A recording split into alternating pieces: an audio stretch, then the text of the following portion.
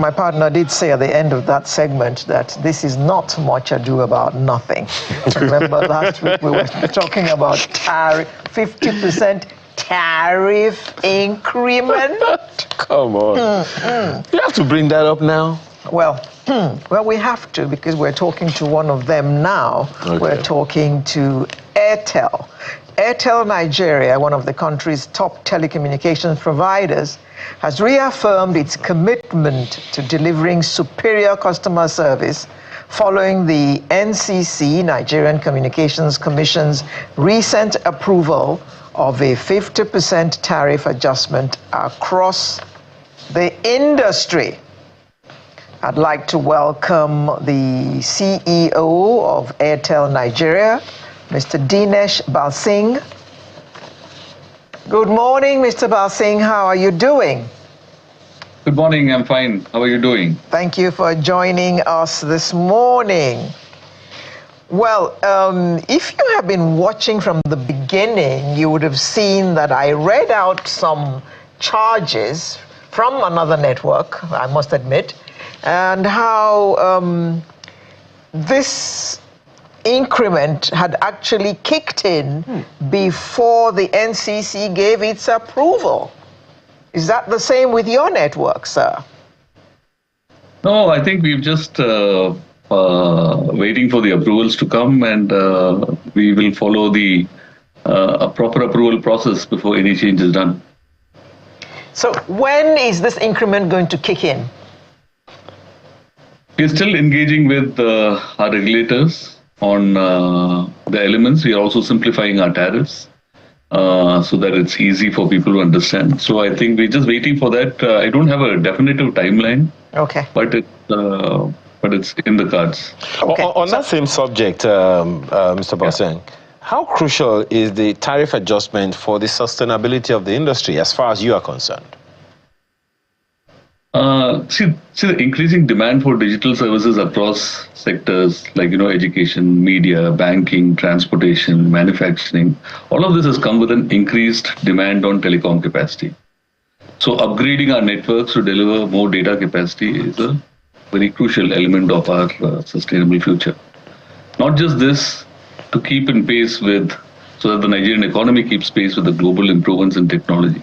So we need to keep constantly upgrading new technology. You would have seen, from 3G to 4G, 4G to 5G, 6G is under development. Likewise, new technology upgrades, system upgrades, well as improved security. Data security is now much more a priority because people are uploading personal information online. All of this requires significant investments, and which are all sourced from the international market at costs which are denominated in US dollars. And in the past 3 to 4 years, the dollar has gone up from exchanging for about 500 to about 1500. And that's a threefold increase. And that's kind of increased the cost of investments dramatically to maintain and sustain a good quality network. In addition to this increase in the capital expenditure, operating expenses has risen by over 300% in the last 18 to 24 months alone. Powering telecommunication infrastructure requires significant energy resources. Energy is the single largest operating cost for running a network. And both Airtel Nigeria and other networks in the sector, we face soaring fuel costs to keep the networks running seamlessly. The industry also continues to grapple with rampant fiber cuts, vandalization of our infrastructure. Every day in Airtel Nigeria, we suffer about 40 fiber cuts. I would put the number at 200 plus for the industry. We have about 400 to 500 sites vandalized in the last 1 year. I'm sure that same problems are there with every other network. Not just is this affecting service, but repairing this, maintaining this, investments for repair and maintain facilities, all of these are coming at a large cost. Despite all these challenges, Airtel Nigeria, we remain steadfast in ensuring quality of service. From expanding 4G and 5G networks to meeting the growing demand in urban, rural areas, we've painstakingly absorbed the rising cost of all these obligations. To avoid compromising the customer experience and ensuring Nigerians, regardless of their location, have access to good communication and remain connected to the digital economy.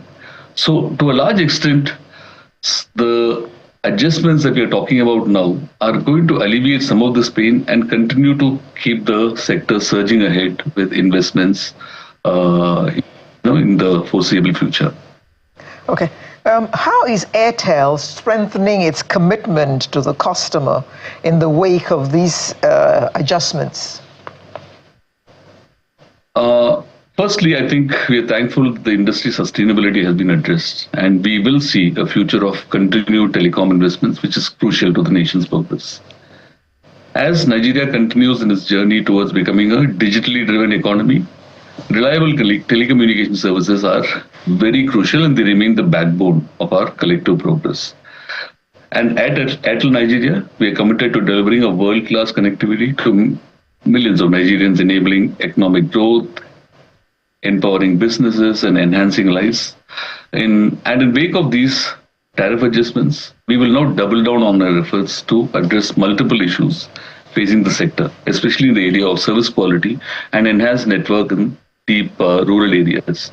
I also want to talk about some specific points of how Airtel will ensure that subscribers get value for the new tariffs. First is by delivering quality services. As the NCC continues to monitor operators' compliance with service quality standards, and our EVC has been very vocal about this particular aspect, and rightfully so. Airtel also reaffirms its dedication to surpassing these benchmarks, ensuring customers experience uninterrupted and superior quality. So we commit to expand our network, enhance digital inclusion, and also enable the government's economy turnaround agenda and foster opportunities for all Nigerians. And lastly, I think one of the big commitment for us is to be a reliable and a trusted partner in Nigeria's digital transformation journey. Let me ask you this question. This one is quote unquote off the books, but what has been your experience as Airtel's CEO in the industry, particularly with your customers? Almost every network has the issues of quality of service, and the calls have always been out there, the challenges have always been there. There is no doubt that telecom companies such as yourself are having humongous issues all over the place. What have been your own experience in that regard? Well, see, if I say the experience of our network largely, we have a few crucial issues, which I think I covered upon in the previous question, but especially around the area of fiber. So obviously the country is expanding, the roads are expanding, and we have a lot of fiber cuts which are happening, which kind of affects the entire transport network. Because there are two aspects in telecom. One is access at the point when the customer is there, and then transporting that call or data session from the location of the customer to our switches, and then from our switches to caches or to the international submarine cable network. So that's the transport layer. Now, this transport layer is largely managed through the fiber. And as these fiber cuts keep happening with construction work happening, this kind of affects the entire transport, and it results in disruptions. So we are building more and more fiber, and we are also relaying the fiber when construction is happening. Thankfully, the CNI has come in, and I want to thank our Honorable Minister. I want to thank our EVC. They have been championing this, and we are putting some way of building infrastructure, both the construction side and the telecom side, in a very harmonious manner. So that will solve this problem. The second issue is also on access. On the access side, ensuring that this, because we are largely an energy fuel-based powering up of the network. So as we are able to increase the power availability, which I'm very happy that there is some progress happening, and we are seeing improvements by the day. So that will ensure that we are less reliant on fuel and have the network powered on largely on NEPA power. So if that happens, then I think a big challenge on the access part will will be resolved. But still, we are still ensuring fueling cycles are maintained and ensuring that the sites are up. But there are challenges as you fuel up rural parts and deep rural parts. There are challenges, but those are the things that we are managing. But I think a lot of actions we are taking around this access and transport layer. A lot more has to be done, and that's largely my observation. Interesting. Now, you have operated in various parts of the continent already, so I'm wondering what positive effect that you see a sustained telecom industry having on the Nigerian economy. I think first is I would like to say our Honorable Minister has also been constantly prodding us to deliver world-class connectivity. And he has sufficient reason to ask for that. Because today, connectivity will enable economic growth. It's very clear, it is also evident that increase in teledensity and data consumption is proven to lead as lead indicators for GDP growth. So as we increase connectivity and reach more and more rural areas, we find significant economic growth happening there, and that kind of fuels that area and fuels overall GDP growth. Data connectivity also gives access to information, removes the entire aspect of ambiguity. So that also drives a lot of GDP growth, a lot of awareness which leads to GDP growth. So I think that's one big thing. Empowering businesses. Today, businesses are increasingly reliability on connectivity, both in urban and in rural areas. I mean, post-COVID, we've seen the movement of a lot of digital work that's happening, and offices are online, things like that. So all of that requires a lot of these businesses to have connectivity. And imagine if connectivity gets disrupted. Those are the challenges that are there. So empowering businesses is one large positive effect that the sustained telecom industry will have. Overall, I think enhancing lives, because network today is as essential as probably water or power, because we are a social race, and we have an innate need to communicate, and no, communication is taking various forms and shapes. And telcos are supporting this as the backbone with infrastructure. So overall, enhancing lives, ensuring people stay connected, and running a seamless network, I think these are all important elements of having a positive effect on our sustained telecom industry. Lastly, I would also add, one last point is the future technology needs of the country, which is ushered in by the high-speed 5G era, like the AI is there, cloud computing, data science applications, blockchain. All of these will have a future impact, a future further positive impact on the economy, and all of this requires a resilient network. So without a resilient network, none of this will come to fruition. So these are all some of the positive effects that a sustained telecom industry will have on the economy. You know, we could go on and on with you on that one. And just that, I mean, we could have a whole conversation on that. But, you know, on that conversation, and I know that my colleague would like to ask you a question around customer experience, but I want to ask you that on that same question of sustained telecom industry on the Nigerian economy, at the end of the day, it falls back to the subscriber. So what positive effect do you see this sustained telecom industry having on the subscriber? Because, as you said, data is life now. Our lives are literally lived, you know, virtually. So what do the subscribers need to understand as to how a sustained telecom industry is to their advantage? And I ask that because many are already thinking about alternatives, believing that the quality of service they're getting is not just good enough. So what's in it for them, for your subscribers, when the Nigerian telecom industry is sustained? Yeah, so one key thing is basically ensuring seamless connectivity. That's very important, and continuous flow of a seamless connectivity. I think that's something which every customer must would feel that would feel the importance of that. So today disruptions, there are many disruptions happening in connectivity of customers, whether it is voice calls or data calls. So a sustained telecom industry would ensure that calls are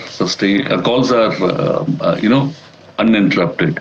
Data sessions are I cannot rule out there will be some situations because we are a growing economy of some disruptions, but I think it will largely be they would be able to make calls. They would be able to do data sessions. So these are all important elements that the customer would actually feel. Coming on to the internet, if youngsters are doing a lot of advanced applications on the internet, so all of that will require fast speeds. So I think that's an important element. So customers would feel today we are operating 50 Gbps, 60 GB, I mean, kind of speeds that we are operating.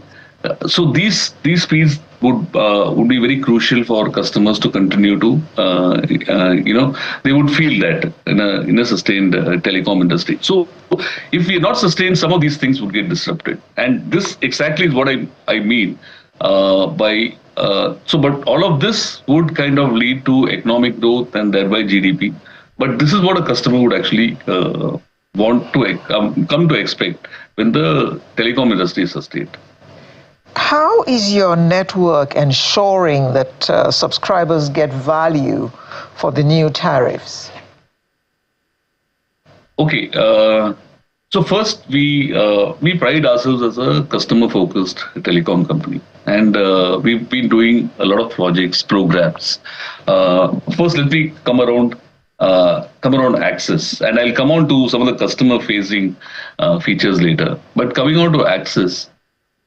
First is we keep continuously investing every year in new network masts. So every year we have masts coming up, and we go to deeper and deeper rural areas to ensure that connectivity is there. So that is going to, obviously that's going to continue further, but that's something which we have been continuously doing. Till date, we've been rolling out LTE feverishly, and we have 100% LTE network. Even in deep rural areas where fewer customers use data, I think we've laid the infrastructure.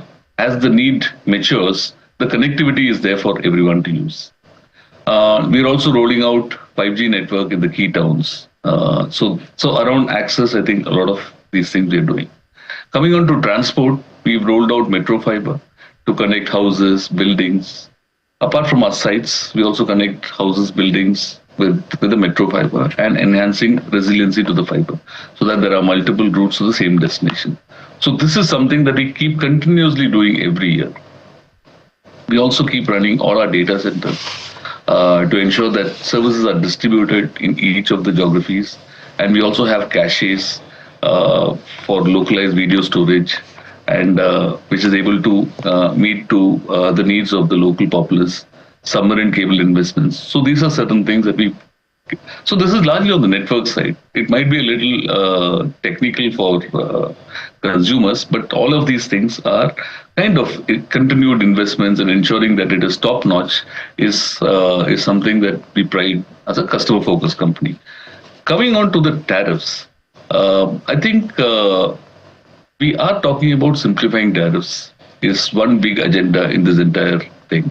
So there's a lot of bonuses, there's a lot of ambiguity around tariffs, which we can probably do away with this and give clarity to customers. So simplifying tariffs is another big agenda that we have embarked upon. I know the EVC is also very specific about that, and I personally am very keen that we move in this direction to simplify tariffs and keep people very openly, they're able to see. Likewise, as we are doing this tariff increase, we are also stepping up campaigns on how customers can save, saving data. You don't need to keep your data on for some apps which you are not using. So there are videos that we are putting out on to customers how they can save data. So some of these things are areas that we are investing in heavily, so that we're able to give clarity to the customer. So I think these are the two large things that we're doing. Quickly, you just told us now that Airtel is customer focused. So, what are the projects and programs that Airtel has traditionally executed to promote outstanding customer experience? Okay, I think I covered that a bit in my earlier session. So first is, as a customer-focused telecom company, you need to ensure that your network travels ahead of consumers. So as customers move to city extensions, we first keep investing network ahead of time so that when people move, network is available for them. So that's one of our large projects. So where do you continuously invest on new network so that people, as they are moving, are able to access? The second thing is ensuring that every site that we have is able to give a superior data network. So whether it is largely LTE that I'm talking about, because that's where most of the devices are. So giving LTE in 100% of the sites. So that's one project that we took. We were about 70-80%. We moved to about 100% LTE network in the last, about a year back. So that's something which we've done. Not just LTE, you need fiber. So connecting more and more sites with fiber. That is a large project. It's a large program that we run. And these are all infrastructure-based projects that we keep running. Next, how do customers access data? Accessing data in localized caches means that the data doesn't need to travel long distances and come back. So videos are locally posted in different parts so that when people want to access, they're able to quickly access. So these are some of the key projects and programs that we are, doing. But Mr. Balsingh, it seems that your subscribers are in for a wonderful time. And all we can do is wish you all the best and thank you for coming to reaffirm your commitment to excellent service experience for your subscribers. Mr. Dinesh Balsingh is the CEO of Airtel Nigeria. Thank you very much and good luck to you. Thank you very much, Reverend. Thank you for having me. Your renewed commitment. Thank you. Thank you for having me. Yes, so thank you for staying with us thus far. We still have more for you after this break.